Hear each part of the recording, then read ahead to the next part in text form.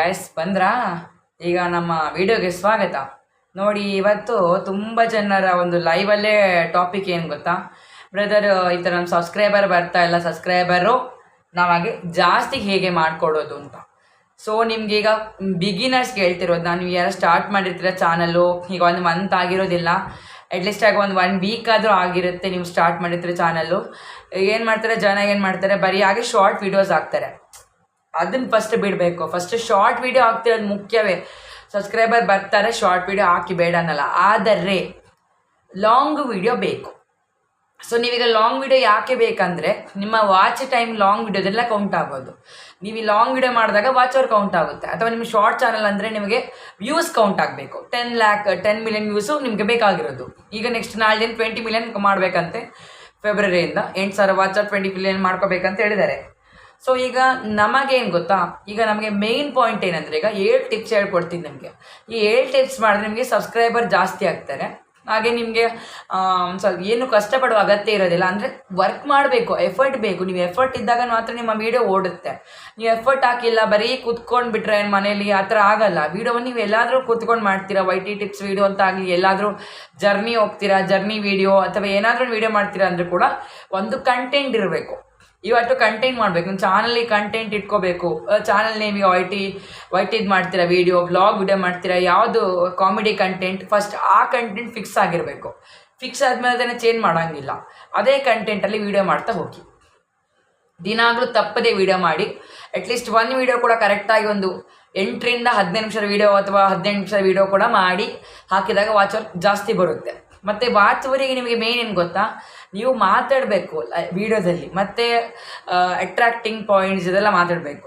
So ಸಬ್ಸ್ಕ್ರೈಬರಿಗೆ first point ಏನಂದರೆ long video. So long video ನೀವು 8 minute to 20 minute ಒಳಗಡೆ video ಹಾಕಬೇಕಾಗುತ್ತೆ. 8 ನಿಮಿಷದಿಂದ 20 ಅಂದರೆ 20 ನಿಮಿಷದ ಒಳಗಡೆ ವೀಡಿಯೋ ಹಾಕಬೇಕು ನೀವು. ಅದರ ಮೇಲೆ ಹಾಕಿ ಜನ ನೋಡೋಕೆ ಕಡಿಮೆ ಆಗುತ್ತೆ.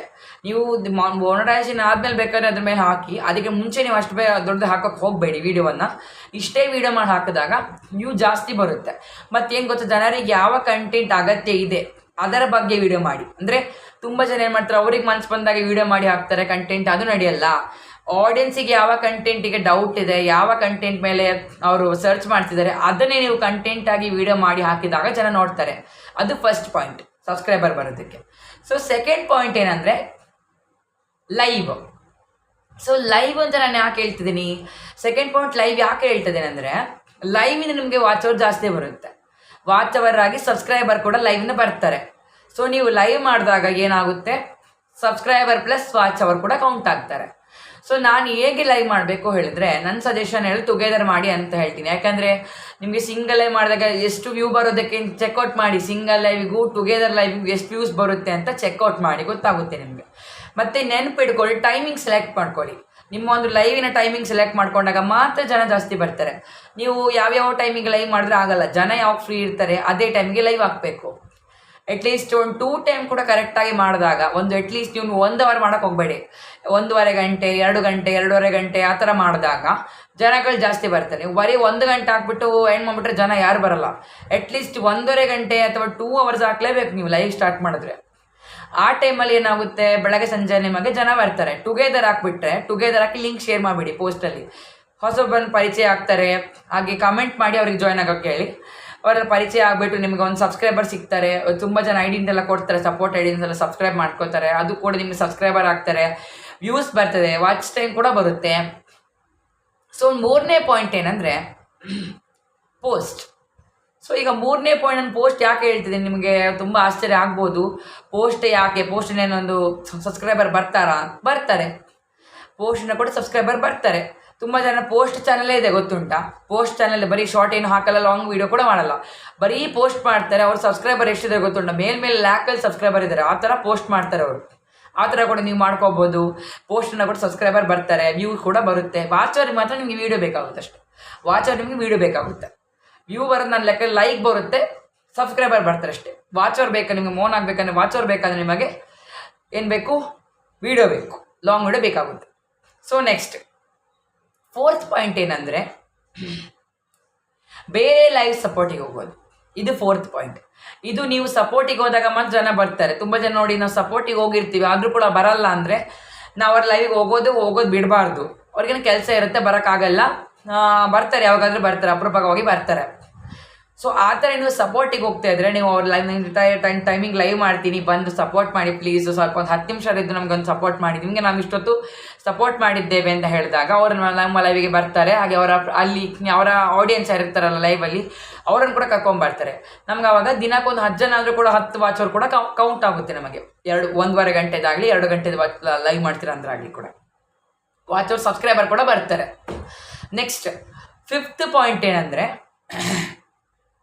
Subscriber mode. ಈಗ ತುಂಬ ಜನ ಏನು ಮಾಡ್ತಾರೆ ಗೊತ್ತುಂಟಾ, ಲೈವ್ ಓಪನ್ ಆದ ತಕ್ಷಣ ಸಬ್ಸ್ಕ್ರೈಬರ್ ಮೋಡ್ ಆನ್ ಮಾಡ್ಕೋತಾರೆ. ಅದು ಮಾಡಬಾರ್ದು. ನಿಮಗೆ 200 ಅಥವಾ 300 ಸಬ್ಸ್ಕ್ರೈಬರ್ ಆದಮೇಲೆ ಸಬ್ಸ್ಕ್ರೈಬರ್ ಮೋಡ್ ಆನ್ ಮಾಡ್ಕೊಳ್ಳಿ.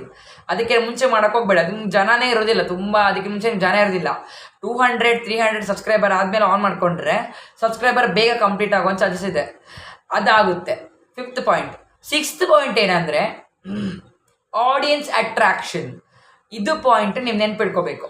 ನೀವು ಏನಾದರೂ ಜನರನ್ನು ಅಟ್ರಾಕ್ಷನ್ ಮಾಡ್ತೀರಾ ಅಂದಾಗ ಜನ ಬರ್ತಾರೆ. ಲೈವಲ್ಲಿ ನೀವೇನಾದರೂ ಒಂದು ಟಾಪಿಕ್ ಇಟ್ಕೊಂಡು ಮಾತಾಡ್ತೀರಾ ಅಂದ್ಕೊಳ್ಳಿ, ಲೈವಲ್ಲಿ ಅಥವಾ ಏನಾದರೂ ವೀಡಿಯೋ ಮಾಡ್ಕೊಂಡಿರ್ತೀರಾ, ಆ ಟಾಪಿಕ್ ಮಾತಾಡ್ತಿರಬೇಕಾದ್ರೆ ಜನಗಳಿಗೆ ಅಟ್ರಾಕ್ಷನ್ ಆದಾಗ ಅಥವಾ ಕೆಲಸ ಮಾಡ್ತಿರುವಂಥದ್ದು ಕೆಲಸ ಅಟ್ರಾಕ್ಷನ್ ಆದಾಗ ಅವಾಗ ಕೂಡ ಸಬ್ಸ್ಕ್ರೈಬರ್ ಜಾಸ್ತಿ ಆಗ್ತಾರೆ, ವಾಚ್ ಅವರ್ ಸಬ್ಸ್ಕ್ರೈಬರ್ ಜಾಸ್ತಿ ಆಗ್ತಾರೆ.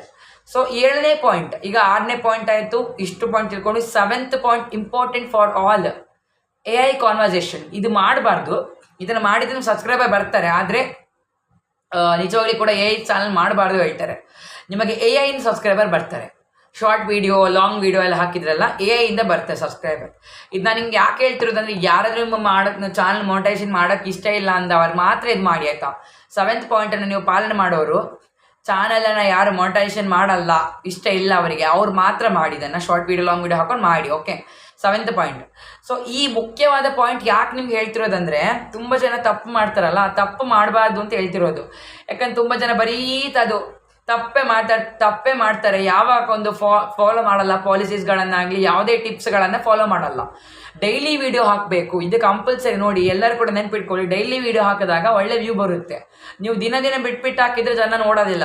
ಯಾಕೆ ನೋಡಲ್ಲ ಅಂದರೆ, ವೈಟಿಯಲ್ಲಿ ನೀವು ಯಾವಾಗ ಆ್ಯಕ್ಟಿವ್ ಆಗಿರ್ತೀರಾ, ಯೂಟ್ಯೂಬರ್ ಗೊತ್ತಾಗುತ್ತಲ್ಲ, ಆವಾಗ ನಿಮ್ಮ ವೀಡಿಯೋ ಪುಷ್ ಆಗುತ್ತೆ, ಒಳ್ಳೆ ವ್ಯೂ ಸ್ಟಾರ್ಟ್ ಆಗುತ್ತೆ. ಸ್ಟಾರ್ಟಿಂಗ್ ವ್ಯೂ ಬರೋದಿಲ್ಲ, ಸ್ಟಾರ್ಟಿಂಗ್ ವ್ಯೂಸೇ ಕಡಿಮೆ, 1 2 3 ವ್ಯೂಸ್ ಅಷ್ಟೇ ಬರೋದು. ಮತ್ತೆ ವ್ಯೂ ಜಾಸ್ತಿ ಆಗ್ತಾ ಹೋಗುತ್ತೆ. ಟಿಪ್ಸ್ ಕೊಡ್ತಾ ಹೋಗಬೇಕು, ವೈಟಿ ಟಿಪ್ಸ್, ಹೊಸ ವೀಡಿಯೋ ಮಾಡ್ತಾ ಇರಬೇಕು. ಹೊಸ ಟೈಟಲ್, ಡಿಸ್ಕ್ರಿಪ್ಷನ್, ಟ್ಯಾಗ್ಸ್, ಟಮ್ಲೈನು ಎಲ್ಲ ಕರೆಕ್ಟಾಗಿ ಮಾಡಬೇಕು. ಅವಾಗ ಏನಾಗುತ್ತೆ, ಜನರ ಅಟ್ರಾಕ್ಷನ್ ಜಾಸ್ತಿ ಇರುತ್ತೆ. ಜನ ಬಂದು ಲೈವಿಗೆ ಬನ್ನಿ, ಕಮೆಂಟ್ ಮಾಡ್ತಾರೆ, ಸಪೋರ್ಟ್ ಮಾಡ್ತಾರೆ. ಇಷ್ಟು ಕೂಡ ಎಷ್ಟು ಜನ ಇರ್ತಾರೆ ಅಷ್ಟು ವಾಚರ್ ಕೌಂಟ್ ಆಗುತ್ತೆ. ನಿಮಗೆ ಸಬ್ಸ್ಕ್ರೈಬರ್, ವಾಚ್ ಅವರ್ ಎಲ್ಲ ಕೌಂಟ್ ಆಗುತ್ತೆ, ಬೇಗ ಕಂಪ್ಲೀಟ್ ಆಗುತ್ತೆ. ನೋಡಿ, ಚಾಲೆಂಜ್ ಮಾಡ್ಕೊಳ್ಳಿ. ನಾನು ಟುಗೆದರ್ ಲೈವ್ ಮಾಡ್ತೀನಿ, 3 ತಿಂಗಳಲ್ಲಿ ಮೋನೋ ಮಾಡ್ಕೋತೀನಿ ಅಂತ ಚಾಲೆಂಜ್ ಮಾಡ್ಕೊಂಡ್ರೆ ಇವತ್ತಿಂದಲೇ ಗ್ಯಾರಂಟಿ ಮೋನೋ ಆಗ್ತೀರಾ. 3 ಮಂತ್ ಬೇಕಾಗಿಲ್ಲ, ಕೆಲವರದಲ್ಲಿ 2.5 ತಿಂಗಳಲ್ಲೇ ಮೋನೋ ಆಗ್ಬಿಡ್ತಾರೆ, ಕೆಲವರು 2 ತಿಂಗಳಲ್ಲೇ ಮೋನೋ ಆಗ್ಬಿಡ್ತಾರೆ ಚಾನಲ್ಲು.